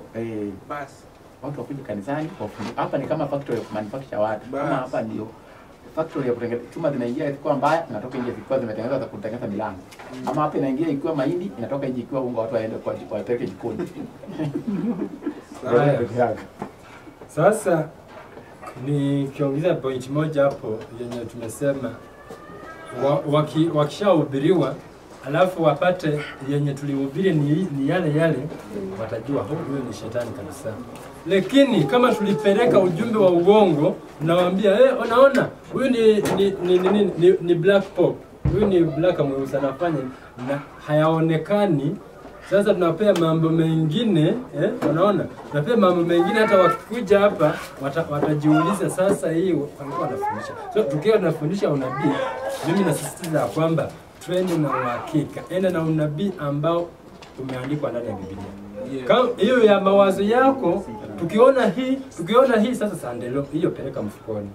Kwa sababu itasaidia watu ni yako kabisa yenye imefunuliwa yenye unafaa kuambia watu hii.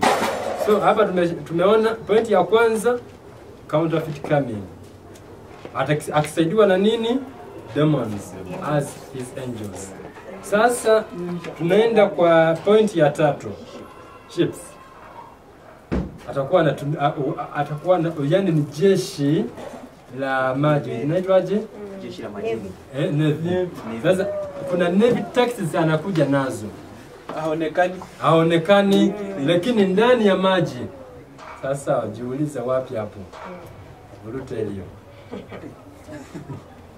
Haya, wanafaa kujiuliza who are the warriors on these ships? Ni wanani hao? Wenye wako kwa hizi nini? Sababu hizi si merikebu za kawaida, ni za vita. Ni za vita na shetani anakuja nazo za vita. Acha nijaribu kwenda kwa Biblia. Mbona somewe hiyo ni the Lord said, I will bring again from Bashan. Amerekodi na kusoma. Bwana alisema kutoka Bashani nitawarudisha. Nitawarudisha kutoka vilindi vya bahari. I will bring my people again from the depths of the sea.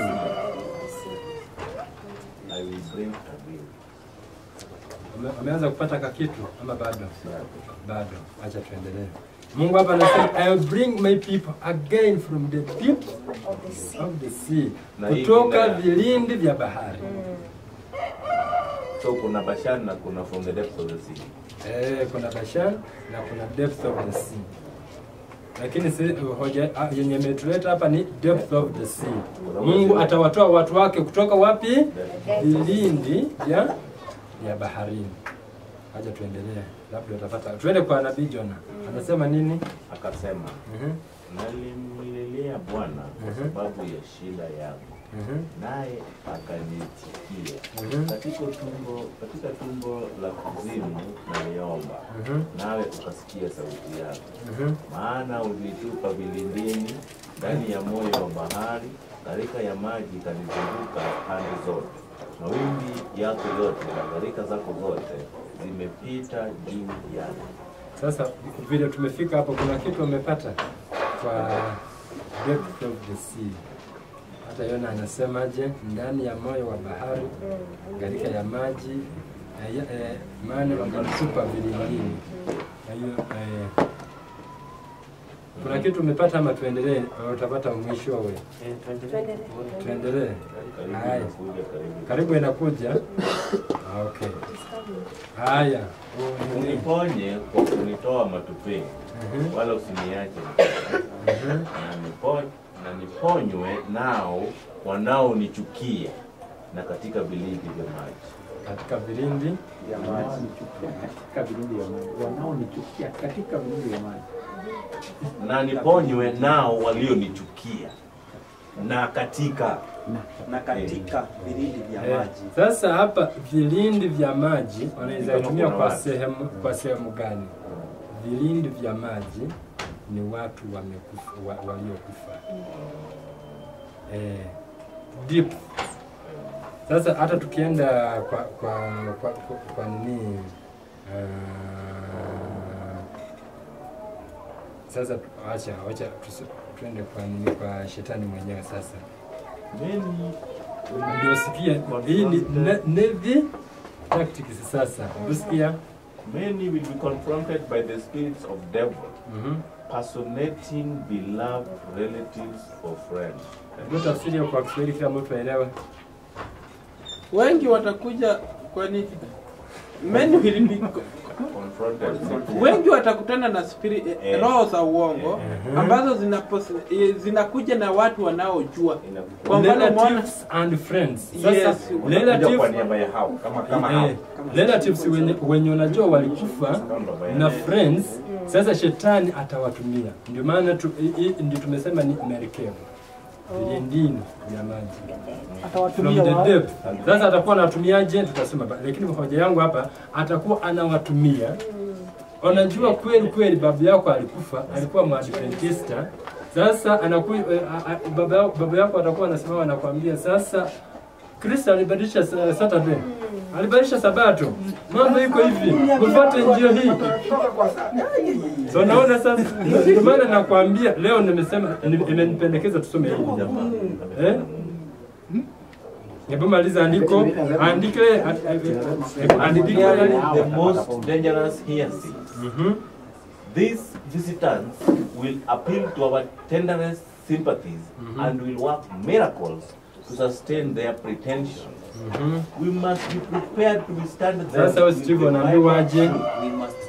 Wanaambiwaje Steve? We must be prepared to withstand them with the Bible truth that the dead know not anything, and that they who thus appear are the spirits of death. Sasa wewe ndio utakuwa hata kama babu yangu alikufa akiwa mtakatifu kweli, hawezi tokea kuniambia maneno kama hayo.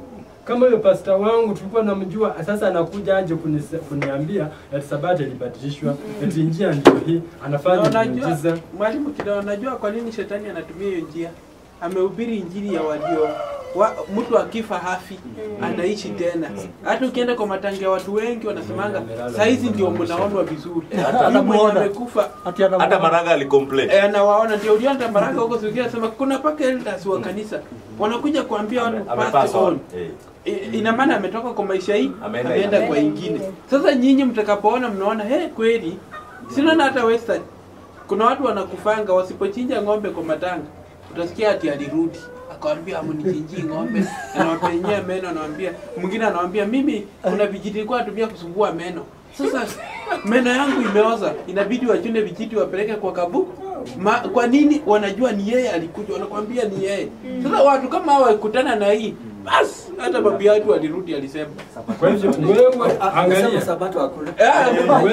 Wewe mwenyewe ndani ya kanisa, uko ndani ya kanisa, ndio naamini mtu anapokufa anakusikia mnafanya ibada za maiti na vinginevyo, hapo atabeba. Lakini kama ufanyi hivyo, kwa sababu wameambiwa aje na Biblia, mfu ajui neno lolote. Kwa sababu gani? Kumbukumbu lake imesahauliwa, hiyo ni Biblia.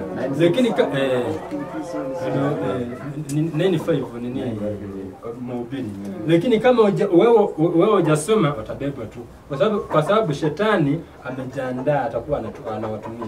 Mwalimu, wale wanasemanga rest in peace. Hata kwa mtandao ya kanisa wamejaa. Yao ndio hii inakuja. Rest in peace. pass away, yani unasema I announce has passed away. Hiyo kama ndani ya kanisa unasema unatamka maneno kama hayo, wewe ngoja tu. Amemchukua. Wala usema amelala. Sikufika mtu kunyesha, ameenda akaambia baba. Kwa hivyo wanafaa jua ya kwamba raundi hii shetani amejiandaa. Kujiandaa kwake anakuja kama ana counterfeit Kristo. Yaani atakuja kama Kristo mwenyewe, ndio watu wa maamini wote. Baadaye nini kitaendelea? Atakuwa anasaidiwa na demons. Na demons, wacha andiko hili hapa kidogo. Demons zinaingia mtu. Na mtu yani unaona ni warrior, unamjua anatoka kwa nini, kwa jamii yako, lakini shetani anamtumia. Busome andiko. Yesu akamuuliza, jina lako nani? Akasema, jina langu ni Jeshi, kwa sababu pepo wengi wamemwingia. Wakamsihi asiwaamuru watoke kwenda shimoni. Mapepo yanaingia watu.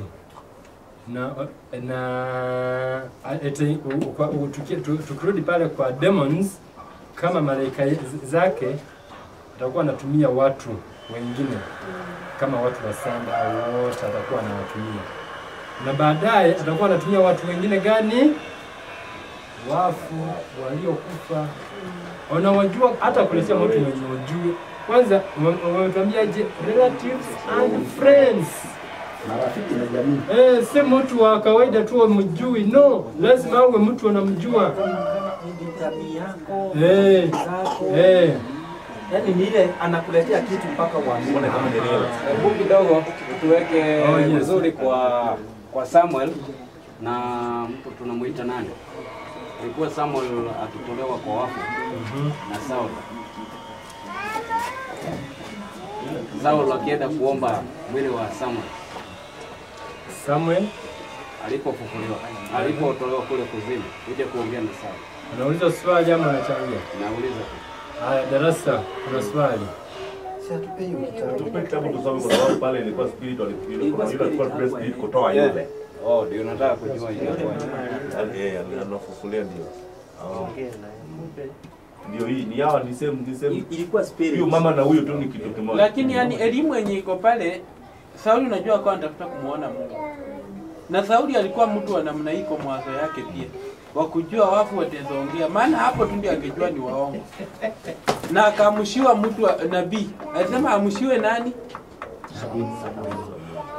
Basi sasa hata mwanamke hakujua nini ameamsha tena, lakini shetani alikuwa ameridi mind ya huyu, anajua kitu anataka. Sasa akamuuliza umeona nini? Akamwambia nimeona Samueli akiwa na shuka nyeupe huko. Shetani ujua alimwambia maneno. Tena kuna watu ujua atapotea. Kama atakwambia ya ukweli basi ni yeye. Sauli unajua aliambiwa mambo ya ukweli. Aliambia ufalme wako umechukuli ni utaondolewa. Mwenye atatawala ni mwana wa nani? Wa Jese, Daudi. Unajua ilitaja kabisa mwenye anaenda kutawala. Ndio unasikia tukisema Deuteronomy 13. Tunaambiwa ya kwamba Mungu hawajaribu apate kujua kama mwampe. Kukizuka nabii kwako, akakutolea ishara, ikenenda vile alivyokuambia, lakini akakwambia na tufuate miungu mingine, ukatae maneno yake. Sasa kwetu wenye tutajua hiyo, huwezi nitabiria wewe umeleta ibada ya ajabu alafu nifundishe maneno yenye inakaa kama ya Mungu ya kweli, alafu nikufuate. Hiyo yote na kweli yako enda. Excuse me. Sijui kama vile umeuliza amekujibu. Ulikuwa umeulizaje? Nauliza hiyo spirit zenye anatobia mambo ya bahari, watakuja zile spirit kutoa relatives na watu wenye tunajua, itakuwa sawa sawa na vile Saul alienda kuagiza spirit ya sitakuwa sawa, kwa sababu kwa mtazamo wangu na walimu wametuhubiria kwamba huyu Sauli alienda kwa mganga aende kutazamiwa na bibi, na tayari alikuwa ametoana order kwamba waganga wakufanya nini wao. Kwa hivyo alidanganywa, kwa sababu hata huyu Shetani anajua mambo yote. Bila alimwambia ili amdanganye aamini kweli ni spirit ya Mungu imemwambia, lakini ni Shetani alikuwa anaongea wakati huo. Kama namna gani? Kama hakuna nasema alikuwa amejibiwa tusonge mbele. Haya basi. Lakini tuweke vizuri nani. Bila nani amesema na bila nimesema kuna tofauti. Yaani umeijibu ni kuirudia tu umeirudia. Ika take time. The same tu. Ni the same. Haya, so hapa tumeona Shetani atakuwa anatumia wafu, lakini unawajua wafu wetu. Wafu wetu. Si wafu tu, lakini wafu wetu wenye mnajua sasa. Kwanza ule ulikuwa unasikiliza nyanya. Sasa hiyo ukienda ukirudi nyumbani utaweka niwekee Pastor nani? Pastor Njuguna. Sasa utamsikia na amekufa sasa. Utamuona anakuja anasema hiyo mambo yote Mungu kabadilisha. Hatuko chini ya sheria. Mwache kujitesa. Sasa utakubali ama utakataa? Mwenye atakataa ni yule ambaye anasoma vitabu. Biblia inasema nini? Na ile ninatuambia aje, we must be prepared to withstand them. Okay. About some hapo says the prophet. I saw 3 unclean spirits. Katika Ufunuo hapa. Frogs. They are the spirits of devils, working miracles, which go forth unto the kings of the earth and of the whole world, to gather them to the battle of the great day of God Almighty. Except those who are kept by the power of God, through faith in His word, the whole world will be swept into the hands of this delusion. The people are first being lulled to a fatal security, to be awakened only by the outpouring of the wrath of God. People are being first lulled.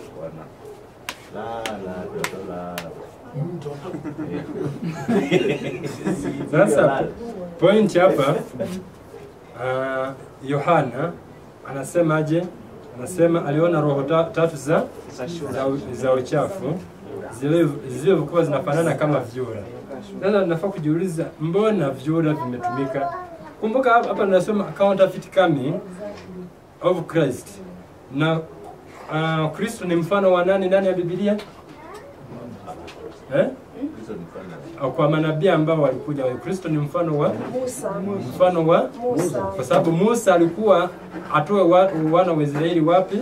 Sasa tutaenda hapa Misri kwanza tuone mbona hapa roho tatu za uchafu. Roho tatu zinafanana na vyura na vingi. Sasa mbona zinafanana na vyura? Ndipo Farao naye akawaita wenye akili na wachawi, na hawa waganga wa Misri wakafanya vivyo kwa uganga wao. Wakawabwaga chini kila mtu fimbo yake, nazo zikakuwa nyoka. Lakini fimbo ya Haruni ikazimeza fimbo zao. Sasa miujiza walikuwa wanafanya watu wa Misri wanafanya miujiza, wachawi fimbo kugeuka kuwa nyoka. Muujiza ingine, hao samaki waliokuwa mtoni nao wakafa, na ule mto ukatoa uvundo wa Misri wasipate kunywa maji ya mtoni, na ile damu ilikuwa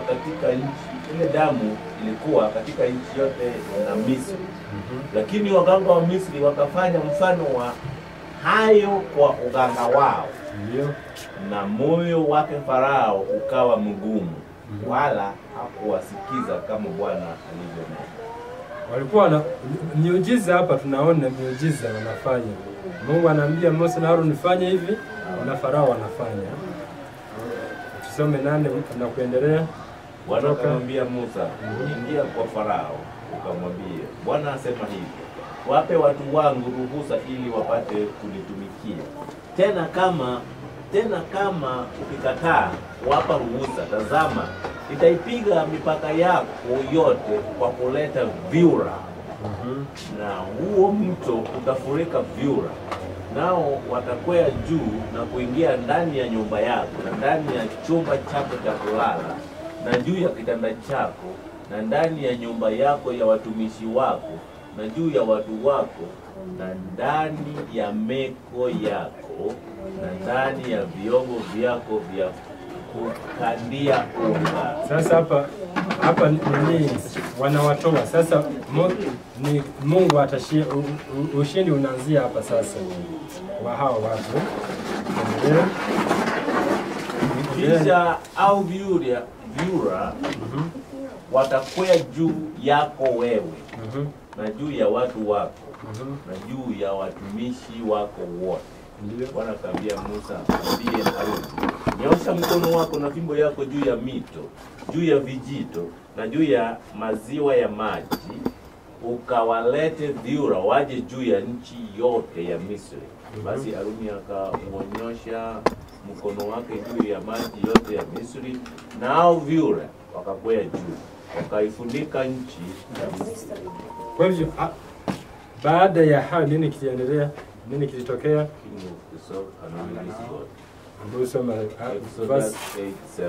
Waganga nao wakafanya mfano wa hayo kwa uganga wao, na kuwaleta vyura juu ya nchi ya Misri. Ndipo Farao akawaita Musa na Haruni na kuambia, muombeni Bwana ili awaondoe vyura hawa kwangu mimi na kwa watu wangu, nami nitawapa watu ruhusa waende zao ili wamtolee Bwana dhabihu.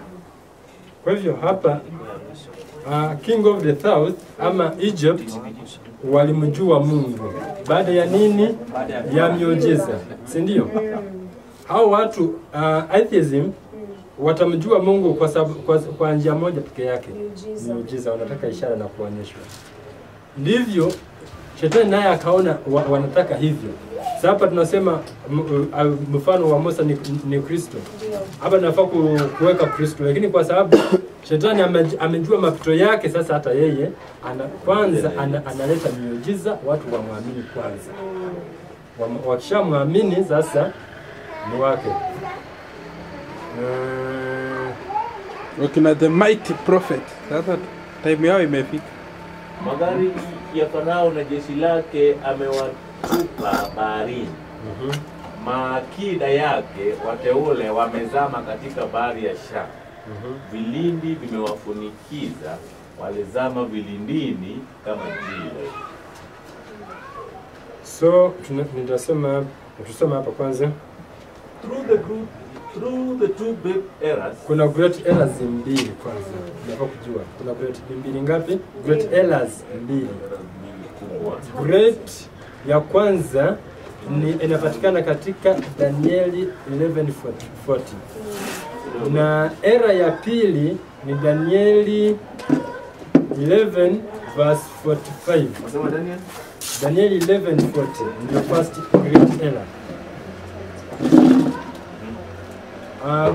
Era ya pili ni Danieli 11:44.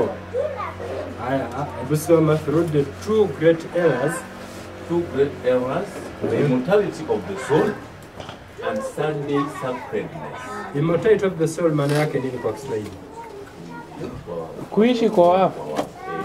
Wafu wenye wamekufa, yani watusemi wamekufa, wako na uhai huko.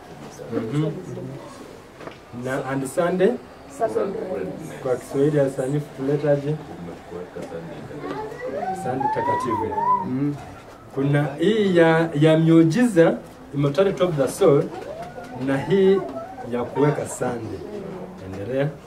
Satan will bring the people under his deceptions, while the former, ile immortality of the soul, the former, lays the foundation of spiritualism. The latter, Sunday sacredness, creates a bond of sympathy with Rome. The Protestants of the United States will be foremost in stretching their hands across the gulf to grasp the hand of spiritualism. They will reach over the abyss, clap hands with the Roman power, and under the influence of this threefold union, this country will follow in the steps of Rome in trampling on the rights of conscience, Kwa hivyo kwa miujiza yake na vile amejiandaa, hata wale ambao wa Amerika wenye wanasomewa kila wakati wanajua hii mambo imetabiriwa, hata wao wote watajikuta wamefollow steps za Warumi. Lakini kuna two great errors, immortality of the soul na so hiyo nafaa shike. Protestantism, unajua Amerika imejulikana kama Protestant country. Lakini sasa hii mambo ya spirit ya wafu hiyo wameamini tu venye Catholic wanaamini. Na hiyo tu ndio wakipato ni tu if wanaungana na inji yote ya Amerika itakuwa imefall out kwa Catholicism. Sasa ya mwisho nasema in the last days Satan will appear as an angel of light with great power and heavenly glory and claim to be the Lord of the whole earth. To be the Lord of the whole earth. Point ya kwanza, Satan atajionyesha kama malaika wa nuru na nguvu za nini, great power and heavenly glory and claim to be the Lord of the whole earth. Ndio tumekuwa tunajifunza Daniel 11 verse 40. He will declare that the Sabbath has been changed from the seventh to the first day of the week, and as Lord of the first day of the week, he will present this as a test of reality to him. Then will take place the final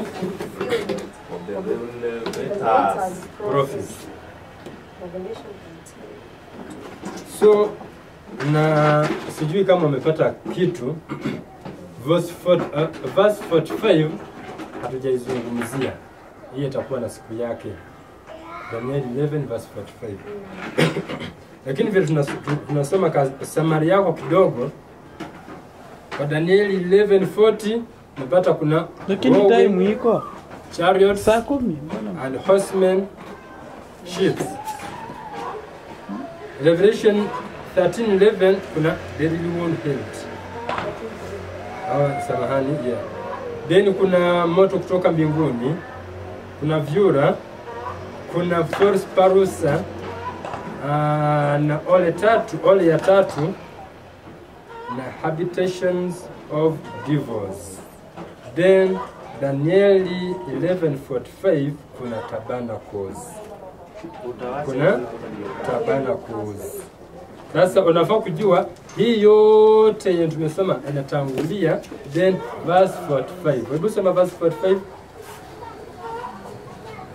inasema naye ataweka hema zake za kifalme kati ya bahari na mlima mtakatifu wa uzuri, lakini ataifikiria ajali yake, wala hakuna atakayemsaidia. So after hayo yote ataweka hema yake takatifu. That is the Sunday. That is the Sunday. Hapo iko na siku yake. Na asante. Hata ukisema kwa Ufunuo 13:15 hadi utapata ni saa 10. Kuna maswali mengine wacha ili hata wewe ujitahidi kwa mengine alafu usome.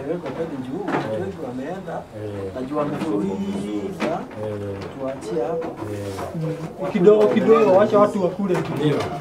Sawa, asante. Kuna swali kwa hayo tumesoma ama mwalimu mwenzo anazungumzia kabla tufunge, na wengine wameuliza maswali kuhusu hapa tunafika.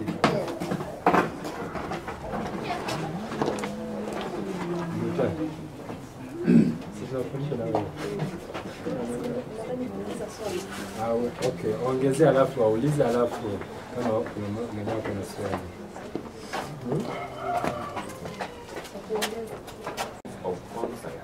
Kwa hivyo kwa miujiza yake na vile amejiandaa, hata wale ambao wa Amerika wenye wanasomewa kila wakati wanajua hii mambo imetabiriwa, hata wao wote watajikuta wamefollow steps za Warumi. Lakini kuna two great errors, immortality of the soul na so hiyo nafaa shike. Protestantism, unajua Amerika imejulikana kama Protestant country. Lakini sasa hii mambo ya spirit ya wafu hiyo wameamini tu venye Catholic wanaamini. Na hiyo tu ndio wakipato ni twist wanaungana na inji yote ya Amerika itakuwa imefall out kwa Catholicism. Sasa ya mwisho nasema in the last days Satan will appear as an angel of light with great power and heavenly glory and claim to be the Lord of the whole earth. To be the Lord of the whole earth. Point ya kwanza Satan atajionyesha kama malaika wa nuru na nguvu na za nini, great power and heavenly glory and claim to be the Lord of the whole earth. Ndio tumekuwa tunajifunza Daniel 11 verse 40. He will declare that the Sabbath has been changed from the seventh to the first day of the week, and as Lord of the first day of the week, he will present this as a test of loyalty to him. Then will take place the final prophecy. So na sijui kama umepata kitu. Verse 45 hatujaizungumzia. Hii itakuwa na siku yake. Daniel 11 verse 45. Lakini vile tunasoma summary yako kidogo kwa Daniel 11:40 napata kuna lakini time iko chariots saa 10 and horsemen ships. Revelation 13:11 kuna deadly wound healed. Samahani, yeah. Then kuna moto kutoka mbinguni, kuna vyura, kuna false parusa, na ole ya tatu na habitations of devils. Then Daniel 11:45 kuna tabernacles. Kuna tabernacles. Sasa unafaa kujua hii yote yenye tumesoma inatangulia, then verse 45. Hebu sema verse 45. 45 inasema naye ataweka hema zake za kifalme kati ya bahari na mlima mtakatifu wa uzuri, lakini ataifikiria ajali yake, wala hakuna atakayemsaidia. So after haya yote ataweka hema yake takatifu. That is the Sunday. That is the Sunday. Hapo iko na siku yake. Na asante. Hata ukisema kwa Ufunuo 13:15 hadi utapata ni saa 10. Kuna maswali mengine wacha ili hata wewe ujitahidi kwa mengine alafu usome. Najua mfuliza tuachie hapo kidogo, wacha watu wakule tu. Ndio. Sawa, asante. Kuna swali kwa hayo tumesoma ama mwalimu mwenzo anazungumzia kabla tufunge, na wengine wameuliza maswali kuhusu hapa mambo mafiki.